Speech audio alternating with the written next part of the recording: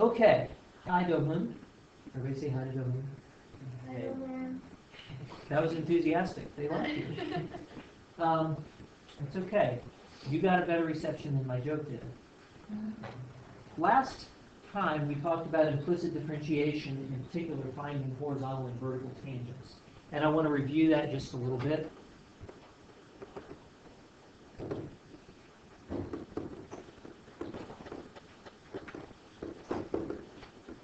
Of course, this goes all the way back to stuff that we did in previous sections.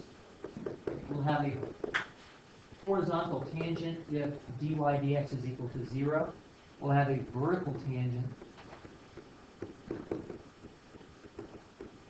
if dy dx is equal to infinity. And so now I'd like to consider a more sophisticated curve than we had on our homework over the weekend. I want to consider this curve right here. X squared y cubed plus x cubed y squared equals 36. And let's take just a moment to pull up Wolfram alpha so as to see what this curve looks like. I think we graphed it last time.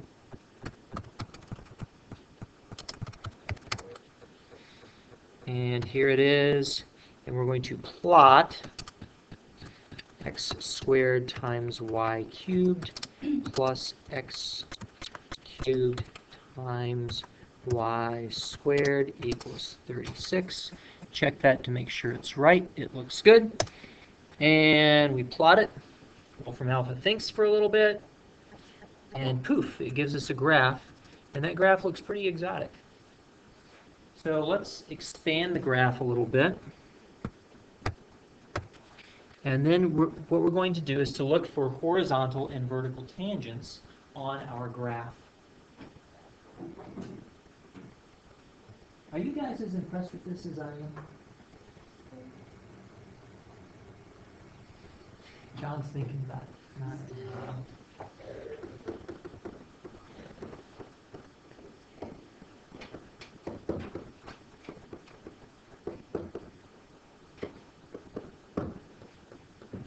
And so that involves finding dy dx. And so we begin.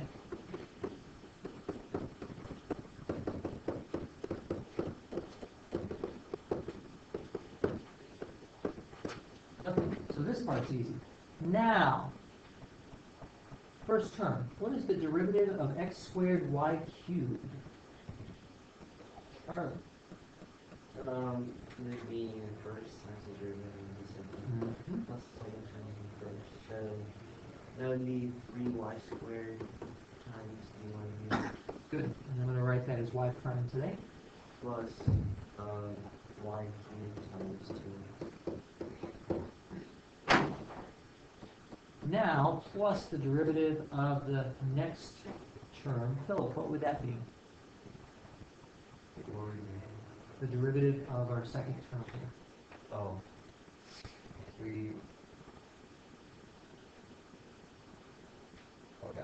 3x squared times y squared plus 2x to the third y. Good. Very good. And all of that is equal to 0. And now if we require that y prime be 0 for our horizontal tangent, then we're going to require that y prime be 0 here and here. So if I plug in 0 here and here, then I get this relationship. Y cubed times 2x plus 3x squared y squared is equal to 0. And this is our horizontal tangent right here. Well, if this is the case, then factoring is my friend, and I notice that I have a common factor of x and a common factor of y, so out it comes, and so that gives me 2y squared plus 3xy is equal to 0. And this immediately leads to some solutions. I either have x equals 0, or I have y equals 0, or I have, oh, there's another factor of y, isn't there? I left a factor behind. Here. There, much better. Or 2y plus 3x is equal to 0. And if 2y plus 3x is equal to 0, then I can clean that up a little bit by saying y is equal to negative 3 halves x. What do these even mean? Well, first of all, x equals 0 or y equals 0 would give us points on the graph where we have horizontal tangents. But when I go and plug them back in to find the corresponding y or x coordinates, something tragic happens. When I plug into the original, here, I find that 0 times y cubed plus 0 times y squared equals 36. In other words, 0 equals 36. And not happening. What happened? What happened was I found a phantom point. And the reason that I found the phantom point, let me also find the phantom point here.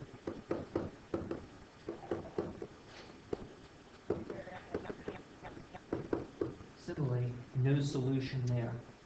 The reason that I found the phantom point is that x equals 0 actually corresponds to an asymptote on the graph.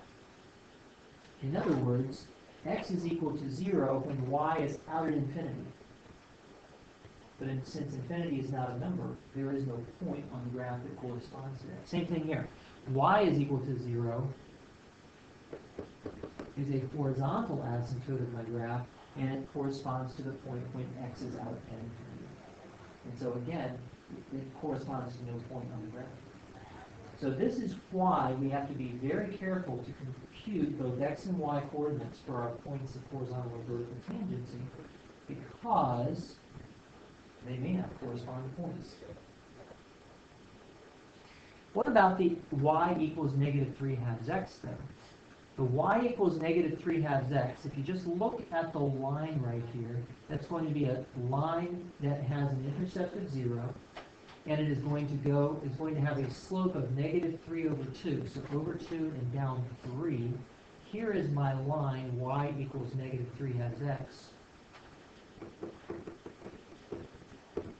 And that gives me a condition that will find the point of horizontal tangency. You probably see it. It's right there.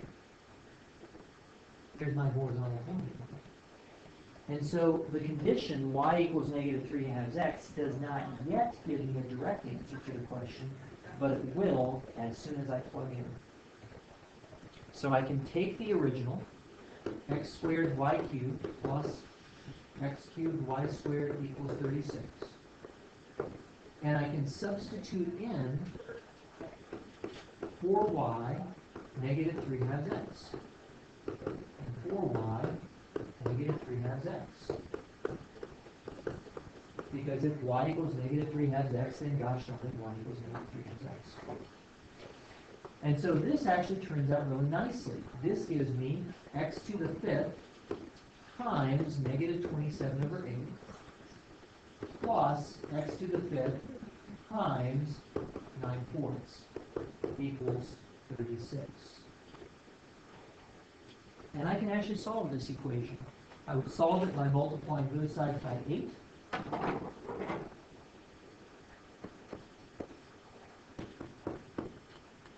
when I multiply both sides by 8, I get 18 right here. And I don't feel like multiplying out 36 times 8 at this time, so I'll do lazy evaluation. I'll hold off until later. This gives me negative 9x to the 5th equals 36 times 8. Divide both sides by negative 9, and my lazy evaluation pays off. 36 over negative 9 is negative 4, times 8 is negative 32. And that gives me x is equal to negative 2. Look at that. There it is. X equals negative 2.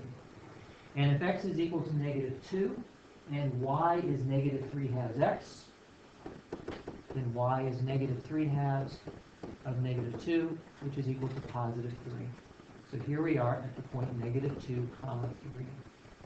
Notice that I could also have found y by plugging back into here, but that would have given me a really yucky equation. Samantha's making the yucky equation face.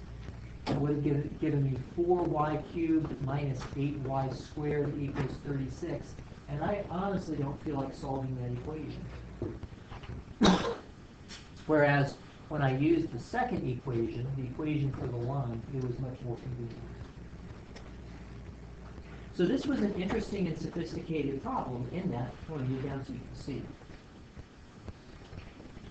This was an interesting and sophisticated problem in that we ended up with several solutions that were phantom solutions. And we ended up with a relationship between y and x that did not directly give us a point, but gave us the line upon which that point is found. See what I'm saying? And so to find that, we had to substitute back into the original in order to find x coordinate and y coordinate. And there it was. What about vertical tangency? Well, vertical tangency is a little bit of a pain, but it's not too much of a pain. It involves actually finding y prime.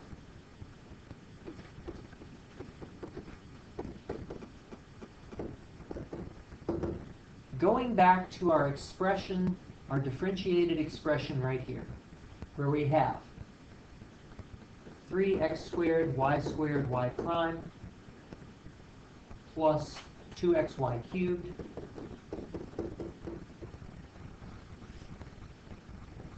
plus 3x squared y squared plus 2x cubed y prime, all of that equal to 0. I'm going to legitimately have to find y prime at this time. And so I go through and I collect all of my terms that have y prime and all of my terms that do not have y prime, and I'm going to subtract the terms without y prime from both sides.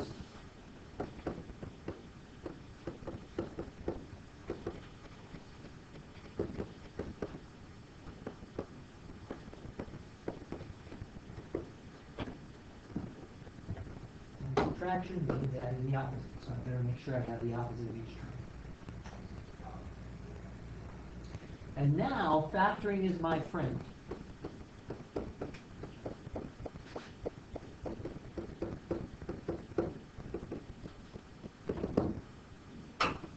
So that y prime is equal to negative 2xy cubed minus 3x squared y, and all of that divided by 3x squared y squared plus 2x cubed y. Okay? Is everybody comfortable with these computations? You did them for your homework over the weekend and such. The thing that I want to observe here is that in order for my y prime to be infinite, it is necessary for the denominator to be 0. And so that immediately gives me the equation 3x squared y squared plus 2x cubed y is equal to 0. And you know exactly where we're going with this. We're going to factor out everything we can, 2 factors of x and a factor of y. And that leaves us behind 3y plus 2x equals 0. So that once again, we get our 2 phantom solutions, x equals 0 and y equals 0, which do not correspond to points in the graph. Johan, we talked about this with the other one, and that is that when we solved, we ended up with x equals 0 and y equals 0 for our derivative equals 0, but those did not correspond to any actual point on the graph. And that happens because they corresponded instead to vertical and horizontal asymptotes. So that x equals 0 when y is infinity, and y equals 0 when x is infinity. Does that make sense? So those 2 solutions, x equals 0 and y equals 0, turned out to not be solutions at all. They were phantom points. But we also ended up with an expression y equals negative 3 times x, which gave us a line that intersected the graph at the point of horizontal tangency. And the same thing is true here. We have a phantom point, another phantom point, and then we have 3y plus 2x equals 0, or in other words, y equals negative 2x over 3. And this is now the equation for a line that intersects the curve at a point of vertical tangency. Does that make sense? I think this vertical tangent, I think Okay, so the horizontal tangent in the previous slide, or up here, is going to happen when y prime is equal to 0. isn't the same with vertical tangent? Numerator versus denominator. Oh, so Yeah. vertical thing has to be 0. Nope. So dot. For a horizontal tangent, dy dx has to be 0 because that's the slope of the horizontal line, and so the numerator has to be 0. And for a vertical tangent, dy dx has to be infinite so that the denominator has to be 0. Does that make sense? Yep. So it's going to be same as like y equals something. It's going to be linear. Here, well, it could really be any curve. Any curve is possible. In this case, it turned out to be linear because I set it up that way. And so I'd like for you guys, from this, to find the solution point for the vertical tangency go.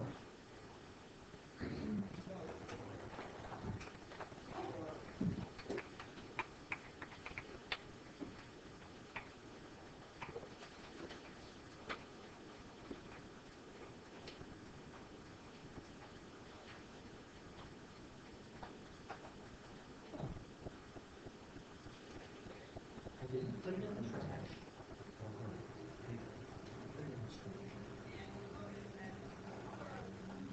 No, it's okay. Uh-huh. What's up? Once we are in the Yes. Yes, sir.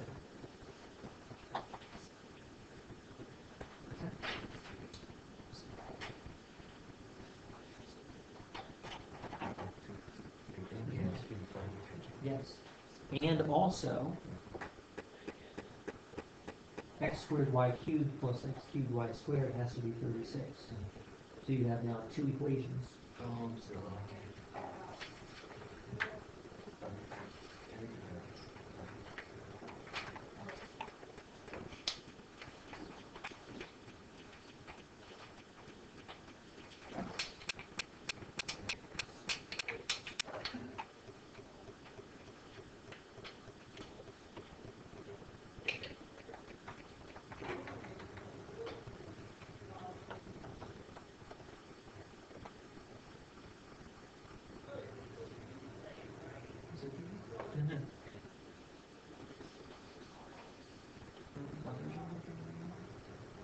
Where you're trying to find the solution point. X coordinate, y coordinate. Yeah. just put this in the window. Yeah, exactly.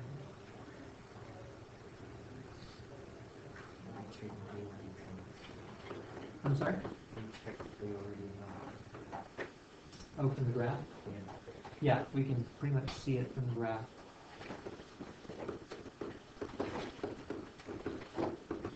Remember the graphs are only approximate. So you could guess from the graph what it is and then check that it satisfies both relations. But you can't just look at the graph and say, oh, that's it.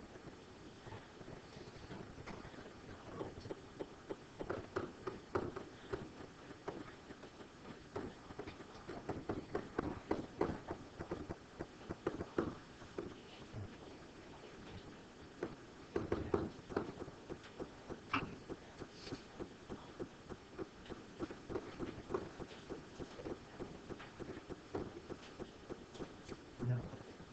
Wrong.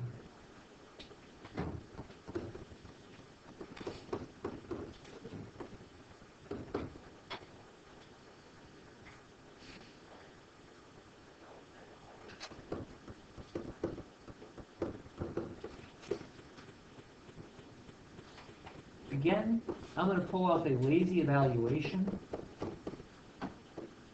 multiplying both sides by 27. But I'm not going to simplify that 36 times 27 unless I absolutely have to. And it turns out that I don't. Because when I divide both sides by 4, I get x to the 5th equals 9 times 27. That's 3 squared times 3 to the 3rd, which is 3 to the 5th. So that immediately x is equal to 3. And it turns out I don't have to deal with any nasty large numbers. So notice that a little bit of number theory goes a long way.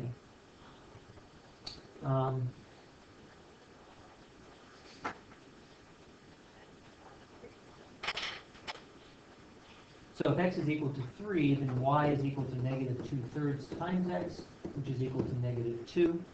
And that should give me my point of vertical tangency. Going back to the graph, 3 comma negative 2 is going to be right here, and lo and behold, that's correct. Good? Success in finding it? Oh, okay. What happened? Well, first I messed up the cube with the e squared, that's why I have the 9. Yep. That made it hard. Yeah. Then you ended up with like the 5th root of 81. Yeah. Yeah. Yep.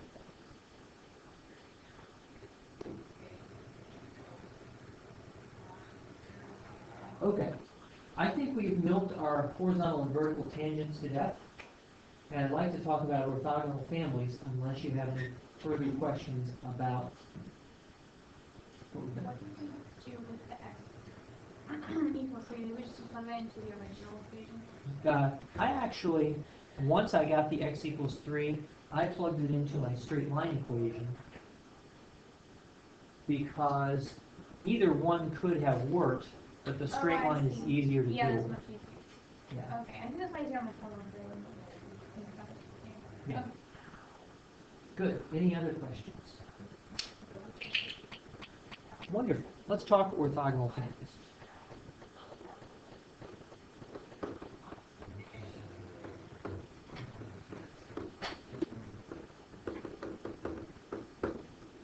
Orthogonal is the official math term for two things that are, we might say, perpendicular to each other or at right angles. And in particular, we say, if I have one curve and I have another curve, f and g, both defined either implicitly or explicitly, pleasure, then we say that they are orthogonal if the derivative for f is equal to the negative reciprocal of the derivative for g at every point of intersection.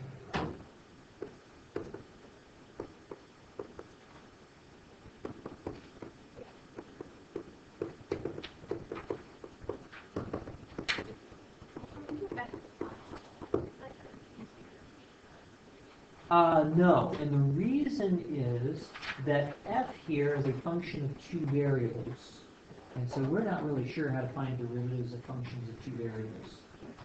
So we're not actually talking about the derivative of f with respect to x.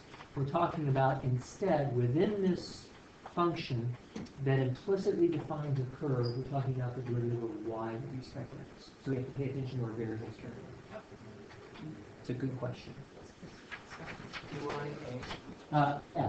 So the y for f right here is the negative reciprocal of the derivative of the y for g with respect to x. So let me give you an example of two orthogonal curves here. Let's say my f is defined as x squared plus y squared equals 25. Go ahead and draw that. And my g is defined by y equals 3x. And go ahead and draw that as well.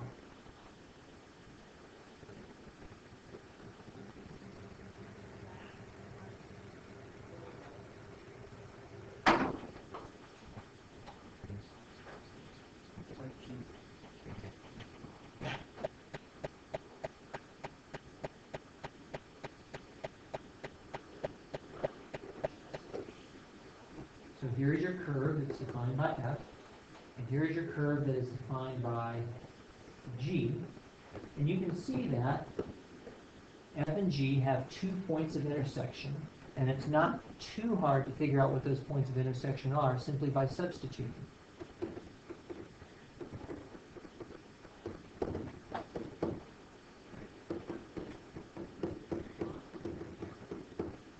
We get x squared plus 3x quantity squared is equal to 25, which gives us 10x squared equals 25, or x squared is equal to 5 halves, and x is equal to plus or minus root 5 halves, whence y is equal to plus or minus 3 root 5 halves.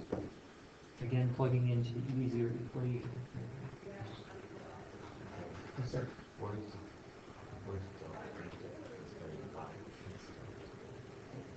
What are the things? I can't read.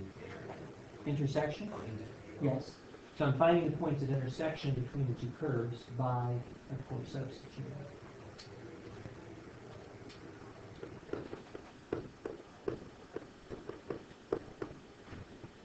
Just like that. And so now, the first thing that I observe is, geometrically, notice that the line y equals 3x goes through the origin. What does that mean about the line segment from here to here? What special geometry name do we have for that? What's that? It is a linear equation, but what special geometry name do we have in relation to the circle? It's the diameter of the circle, and we know about diameters of circles that they have the relationship to tangents. They are perpendicular to them. So geometrically, we suspect that these two curves are, here's our word, orthogonal to each other. They are perpendicular. Their derivatives are negative reciprocals at the point of tangency. Excuse me, at the point of intersection. But let's actually see that this is so. If I, first of all, find dy dx for f, then that's a matter of doing implicit differentiation. And it's pretty easy to see that y prime is equal to negative x over y. And in particular, if I evaluate y prime at the point root 5 halves, 3 root 5 halves, then what I get is equal to negative root 5 halves over 3 root 5 halves. And would you look at that? That simplifies nicely to negative 3. Likewise, I think you can see that the same is going to be true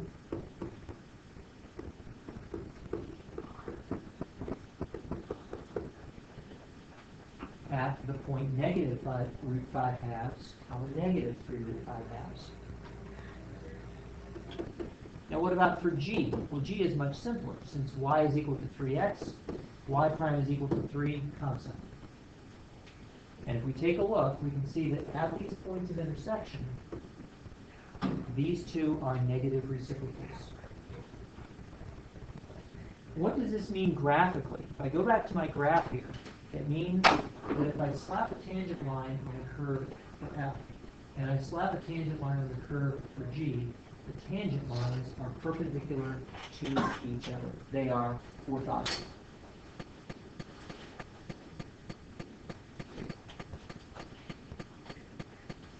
How are we doing so far? Does this make sense?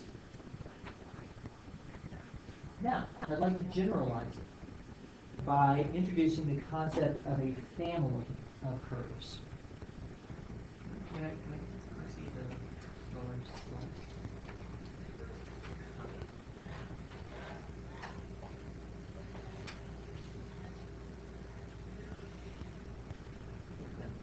Okay.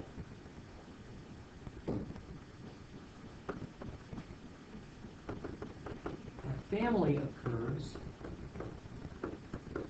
is defined by a parameter C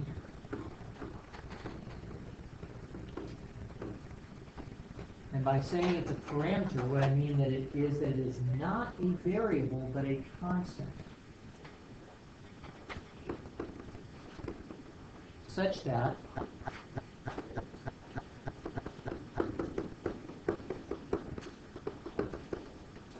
we can create an implicit equation f of xyc is equal to 0. For example, here is a family of curves.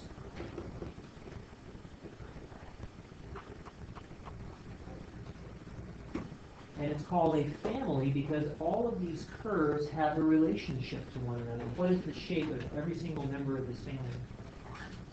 Circle with a center at 0 and a radius of C. Exactly. So the parameter C defines the radius of those circles. So when I sketch the family, I'm going to sketch it in terms of different possible values for the parameters.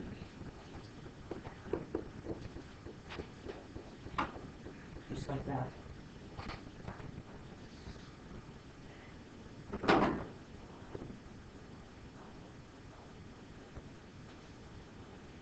And another example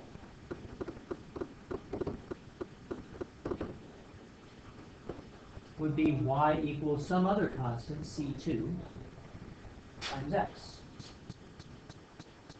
This would also be a family of curves, which are all going to have the shape of a straight line with an intercept of 0 and a slope of C2. So I would draw that family as being a set of lines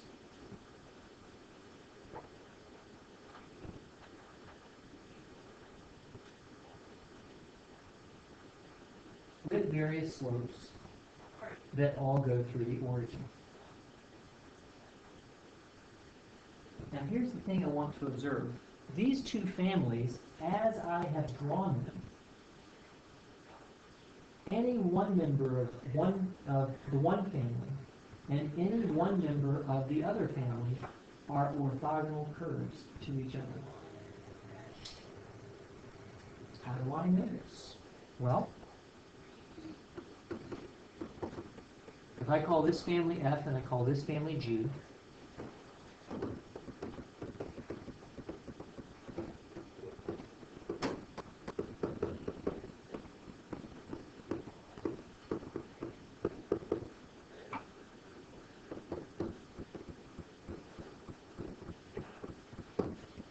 I think it's pretty clear that geometrically, any one of these lines is going to serve as a diameter for the circle.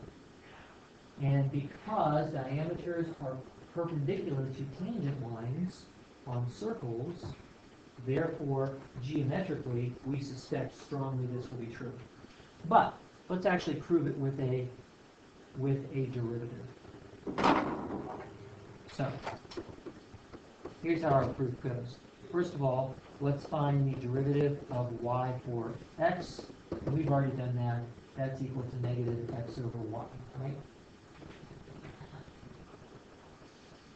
And it's pretty easy to find the derivative of y for g also. That's just equal to C2, the slope of the line. Now, at first you look at these and you say they're not negative reciprocals of each other. You lose. But notice that my derivative here is defined implicitly in terms of x and y. What happens if I replace y with what it is in this family?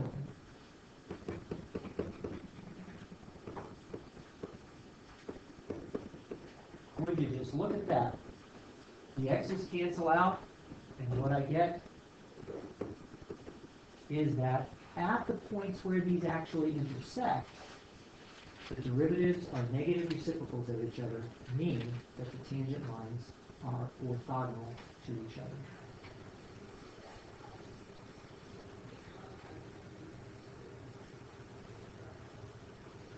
Now we're going to have more to say about orthogonal families of curves. We'll actually figure out how to generate orthogonal families later. And they are important because in certain physical problems, such as electrical fields and equipotential lines, the equipotential lines are orthogonal to the family of electric field lines. And so physicists have some interest in figuring out these orthogonal families to each other. But I want to show you how problems are going to go for us at this time. We might have something like, show that the family y equals x cubed over 3 plus c1 is orthogonal to y equals 1 over x plus c2.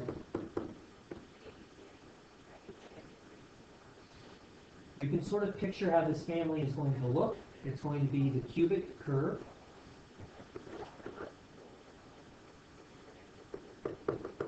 Displaced by a vertical displacement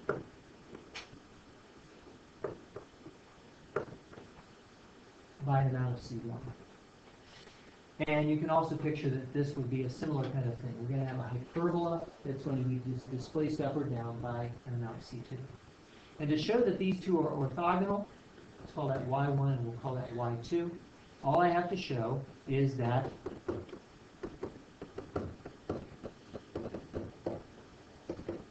dy1 dx is the negative reciprocal of dy2 dx.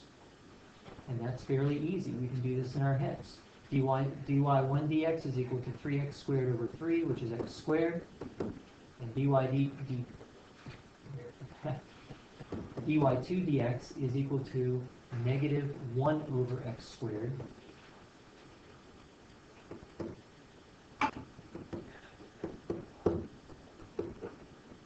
Boom. And we're done.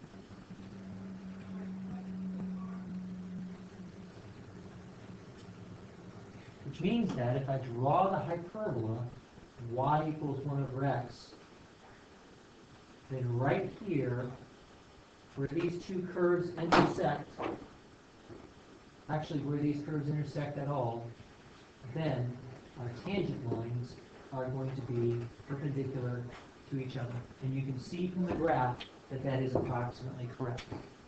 Does that make sense? Or is this one of these wah things? I think we have just enough time to consider a slightly more sophisticated one.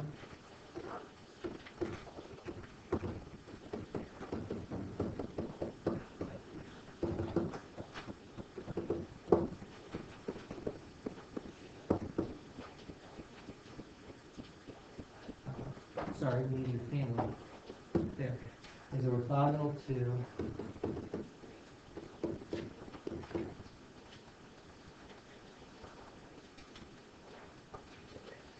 how I got these two families, don't worry about it at this time. It's differential equations. But showing that they're orthogonal, not so bad. What I need is a dy dx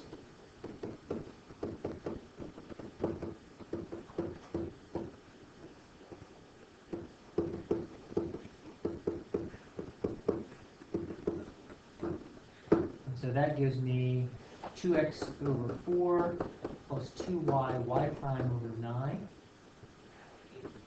which subtract from both sides, divide, and y prime is equal to negative x over 4 over y over 9, which simplifies to negative 9x over 4y. Just like so. Meanwhile, for my second curve, I get y prime is equal to 4/9 c2 times x to the minus 5/9, using our power rule. just as we had with our circles and lines, when I look at this, it is not immediately evident that these two are negative reciprocals of each other. So I think, did I do something wrong here? Well, not necessarily. I am encouraged by the fact that my coefficients seem to be negative reciprocals. So that suggests that maybe I'm not entirely on the wrong track. But what do I need to do in order to clarify the situation? The S word. I need to simplify by first S substituting, exactly so. And so if I substitute the y value for this curve into that one, it will tell me the value of y prime at the point of intersection. And the y value at for this curve is what it says it is. It is c2 x to the 4/9.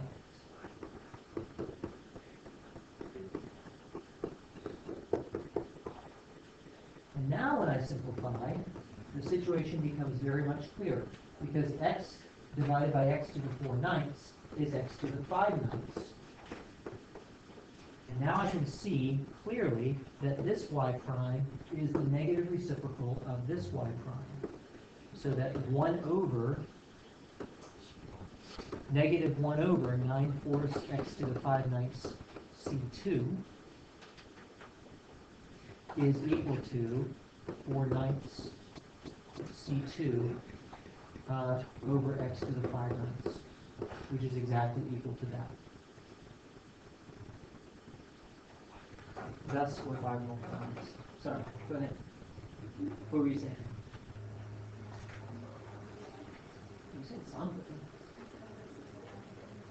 It is a lot of work, yes. The stuff involving implicit differentiation is a lot of work. And I'm going to suggest that this section right here is going to be not so much mind-bending as it is a little bit tedious. And you're just going to get stronger in your algebra. And I would encourage you to look for ways to make your life as simple as possible. One of the things I hope you get from this is a sense of being able to figure out when you can skip steps.